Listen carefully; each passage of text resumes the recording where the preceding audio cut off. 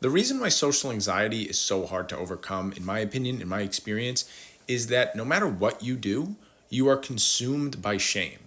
I remember I used to prepare myself for parties, right? And I would try to tell myself, like, all right, this is the time. Like, this is the day I'm going to go and I'm going to try to talk to somebody.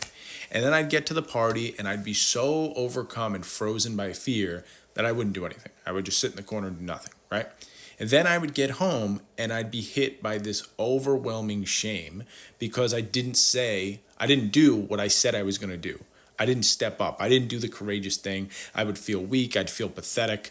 The same cycle of negative self talk would start to circle in my mind. So then I'd tell myself, all right, next time I'm going to do it. No matter what, I'm going to go and try to talk to somebody. So the next party would roll around, and next event, and usually these were just people inviting me to places and family events, mandatory things that I didn't have a choice in, otherwise I would not have gone. But anyway, then I'd get to the next place and I think, all right, that's it, I'm going to do it this time, I'm going to talk to somebody. And then I'd go and I'd be able to muster the courage, and I'd go and I'd talk to someone, but it'd be like the first time I talked to someone in months, and I was clunky and I was unsure of myself and I was anxious and I was sweating, and it would just be a mess, and it would just be awful and embarrassing, and I'd feel uncomfortable. And then I'd go home, and once again, that giant wave of shame would hit. What is wrong with you, man? You are pathetic. You are a loser. Same shit, same cycle, right?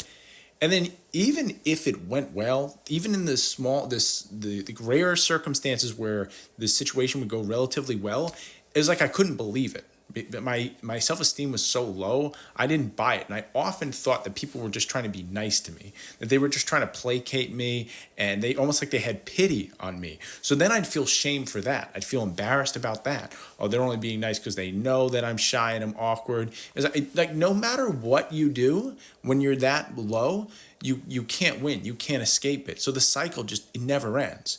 So what I had to do eventually, and what finally like got me out of this loop, was I eventually just said to myself, dude, fuck it.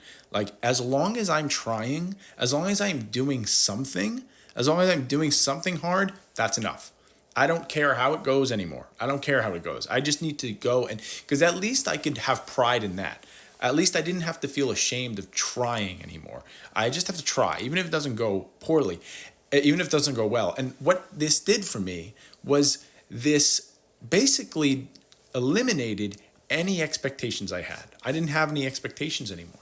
So it didn't matter if it went well or it didn't. And this actually started helping reduce the anxiety because I wasn't focused on whether or not the situation went well. All it was did I go and talk to somebody? That's it. Doesn't matter if it's terrible. I just got to go talk to someone. If I do that, that's great. Awesome. And that's what got me started to roll.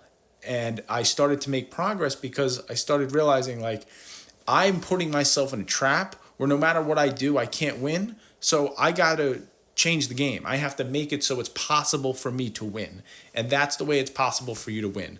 As long as you try something, as long as you do something, that's good enough. And that's the way you have to look at it for a while. That you just have to show up. You just have to do the hard thing. If you do that, no matter how bad it goes, that's good enough.